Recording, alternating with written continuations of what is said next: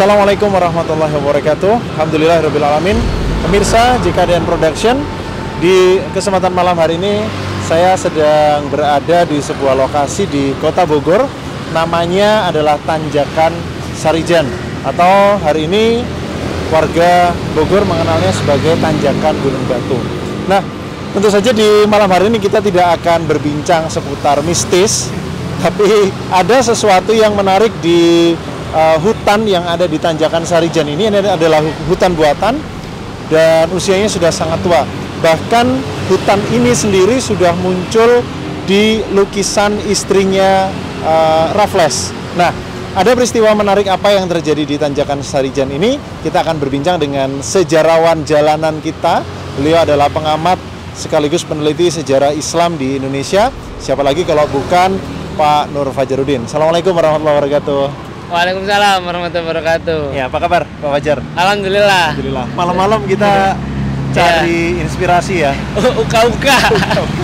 Ya, Pak Fajar, kalau kita bicara soal Kota Bogor, perjuangan Islam, dan malam hari ini kita ada di Tanjakan Sarijan, tentu ini nggak bisa dipisahkan dari Batalion 0 Siliwangi. Ya. Yang kisahnya sangat populer atau kita kenal di sekitar tahun 1945 sampai 1950. Nah, ya. Ada kisah apa Pak di Tanjakan Sarijan ini, Pak? Ya, mungkin kalau orang Bogor sendiri, ya saya yakin banyak yang tidak tahu ya sejarah bahwa ini adalah salah satu ruas jalan bersejarah. Oke. Ya, jadi kalau ini kan arah menuju ke Bogor Barat. Kalau sekarang kan ini area Kecamatan Bogor Barat, kita menuju kalau ke sana terus itu nanti ke arah Ciampea, ya, ke arah kampus Dramaga. Dan sebenarnya ini area ini namanya Gunung Batu. Jadi sebelah kanan saya sana itu ada Sungai Cisadane. Oke. Nah, dan ini ada arboretum Gunung Batu sebenarnya. Hutan buatan dan memang sudah ada sejak masa penjajahan Belanda. Yang paling menarik seperti tadi memang disampaikan oleh Mas Dias, dulu itu ada satu lukisan yang dibuat oleh istrinya Raffles, yang makamnya ada beliau ini meninggal di sini dan makamnya ada di Kebun Raya Bogor. Itu satu buah lukisan yang menggambarkan empat orang prajurit berkuda Inggris itu menyeberangi Sungai Cisadane di bawah situ. Itu kan ada jembatan sekarang. Dulu kan nggak ada, dan saya menduga kalau di Raffles itu mengambil di pojok sebelah sana, itu mengambil lukisan di sebelah sana.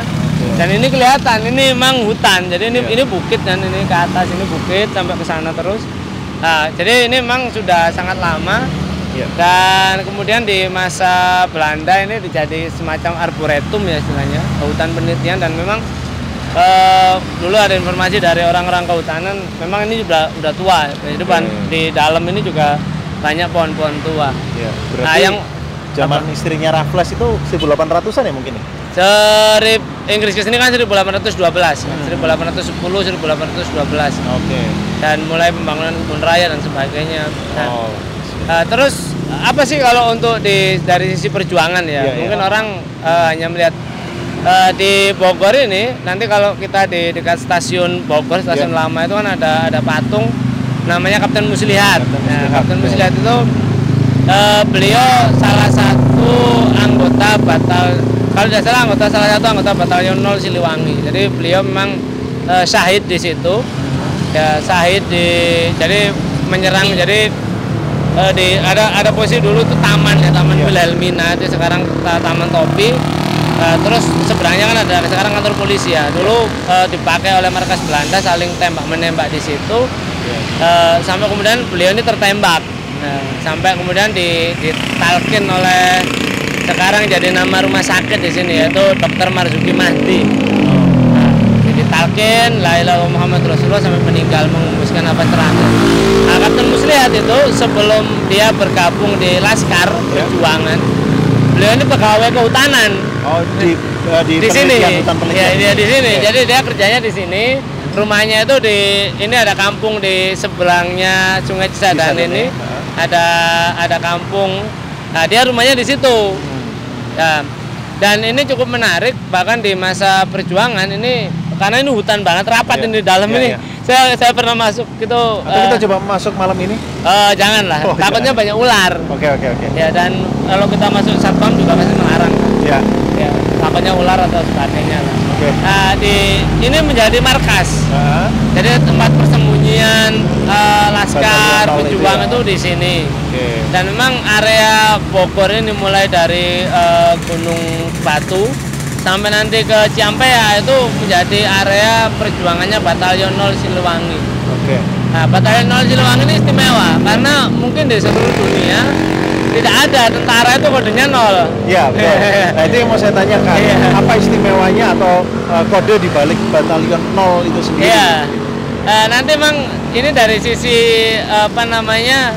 Siliwangi sendiri kan istimewa ya. Jadi kita tahu divisi Siliwangi itu jenderalnya adalah Jenderal Abdul Haris Nasution, yang beliau ini sosok yang juga cukup santri dekat dengan ulama. Dan Batalion 0 ini salah satu batalion perjuangan di salah satu lembaga perjuangan di Kota Bogor yang banyak anggotanya tuh para ulama dan santri. Ya, jadi komandan Batalion 0 itu adalah Kiai Haji Soleh Iskandar. Kiai Haji Soleh Iskandar. Nama jalan di Jalan Baru ya. Kemudian wakil batalion itu Mamak Nuh. Kiai Haji Abdullah bin Nuh. Dan jadi ini istimewa. Jadi mungkin di Indonesia mungkin batalion ini yang ada satu batalion tentara yang dipimpin oleh ulama. Dan memang ini batalion resmi. Jadi karena ini di bawah Siliwangi kan, bukan Laskar Hizbullah, bukan Sabilillah, tapi ini di bawahnya Siliwangi. Jadi di bawah ini divisi resmi, ini salah satu batalion resmi di bawah divisi Siliwangi. Dan memang area perjuangannya ini di wilayah Bogor Barat sampai nanti mereka itu menahan gempuran serbuan Belanda itu sampai ke arah Ciampea. Nanti di Ciampea sana itu di sebelah baratnya kampus IPB Dermaga sekarang itu ada di sana memang banyak areanya bergunung memang, dan mereka bersembunyi di sana. Tapi memang kalau di salah satu buku sejarah ya tentang perjuangan Batalion 0 Siliwangi itu pertempuran paling dahsyat itu terjadi di ruas jalan ini.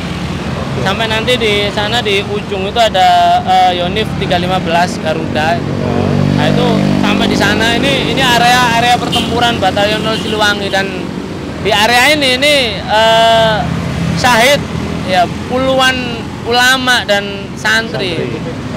Yang syahid di area ini itu untuk ketika mereka menahan gempuran gempuran Belanda. Apa yang ingin diperebutkan Belanda di sini sehingga terjadi pertempuran dahsyat? Ya, salah satu mungkin ya waktu itu kan agresi militer pertama ya. Agresi militer pertama ya memang mereka ingin menghapuskan kedaulatan negeri ini gitu. Karena mereka kan masih mengaku bahwa wilayah, karena kita tahu. Nah, ini juga yang menarik memang daerah Bogor ini, terutama daerah sini ini dulu daerah partikelir. Partikelir itu adalah perkebunan swasta milik orang-orang Belanda. Mereka kabur ketika di zaman penjajahan Jepang, dan mereka mencoba kembali lagi untuk merebut tanah-tanah mereka. Nah, tapi dan waktu itu mereka kan dibantu oleh tentara ini, dan tapi para pejuang tentu tidak ingin iskari manamut syahidan ya istilahnya ya. Hidup mulia atau mati syahid, atau kalau disimbolkan kan merdeka atau mati gitu ya. Jadi ya kita tidak mau dijajah lagi gitu. Karena ya penjajahan ini sebagaimana dituliskan di Undang-Undang Dasar Negara kita kan, bahwa kemerdekaan ini adalah hak segala bangsa dan berkat rahmat Allah Subhanahu wa taala. Ya, itu kan maka ya para ulama di kota ini sepakat untuk melawan habis-habisan, dan Batalion 0 Siliwangi ini adalah salah satu bukti perjuangan umat Islam di Kota Bogor. Ya, dan tentunya hari ini masyarakat di Bogor, masyarakat di Indonesia, umat Muslim di seluruh Indonesia harus tahu tentang perjuangan ini. Karena tadi Pak Fajar bilang belum banyak yang tahu juga tentang sejarah di Tanjakan Sarijan ini. Oke. Ya, nah kemudian satu pertanyaan mungkin yang tentu saja membuat kita seharusnya bersemangat begitu ya. Nah, hasil akhir Pak Fajar, hasil akhir dari peperangan itu, kemenangan ada di tangan siapa? Belanda kah atau kaum muslimin pada saat itu? Atau ya umat kita? Ya kan kalau kita bisa melihat ya, akhirnya kan Belanda kan angkat kaki dari negeri kita. Termasuk dari Bogor? Dari Bogor ya, dan termasuk 1950-an berarti ya? Ya, kita bisa melihat tahun 1949 dan masuk 1950 kan pengakuan kedaulatan. Akhirnya Belanda mengakui itu, tapi satu sisi yang patut kita renungkan adalah mungkin kita merdeka dari penjajahan fisik, tapi kita belum merdeka dari penjajahan secara politis. Nah, ini akan mungkin, dan salah satunya bukti bahwa kita masih terjajah adalah kita kehilangan jejak masa lalu yang banyak. Banyak orang yang mungkin melintasi jalan ini, tapi mereka tidak tahu bahwa di sini itu dulu kakek nenek kita, mungkin ayah anda kita itu syahid mempertahankan kemerdekaan, dan itu bukan semata-mata memperjuangkan apapun, tapi ini karena ya perintah Allah Subhanahu Wa Taala, bahwa memang tidak layak hukumnya sebuah wilayah negeri-negeri Muslim itu dikuasai oleh penjajah kafir. Ya benar sekali. Karena sebelum kita wawancara ini, saya juga sudah searching di Google, sudah googling. Saya cari tentang sejarah Tanjakan Sarijan, ternyata hasilnya nihil. Ya termasuk tahunnya dan lain sebagainya, kecuali ada satu buku yang membahas tentang revolusi di Bogor 1945 sampai 1950. Hanya ada di satu buku, dan bukunya mungkin ya kurang banyak dieksplor juga, karena di Google juga informasinya sangat kurang.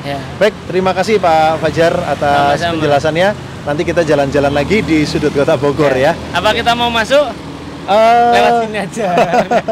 Sepertinya Pak Fajar aja deh. Saya enggak deh. Terima kasih. Baik, pemirsa yang dirahmati Allah, ini adalah salah satu bukti lagi bahwasanya Islam sangat berperan atas kemerdekaan bangsa ini. Dan tentunya salah satu bentuk rasa syukur kita terhadap kemerdekaan yang Allah berikan kepada kita adalah memperjuangkan kembali dan juga memberikan pengorbanan sedemikian rupa agar kita terbebas dari penjajahan pemikiran Barat dan juga penjajahan politik Barat. Kita akan ketemu lagi di episode-episode selanjutnya, masih di cerita tentang jejak khilafah di Indonesia. Saya Ahmad Adiasta, Assalamualaikum warahmatullahi wabarakatuh. Beneran mau naik?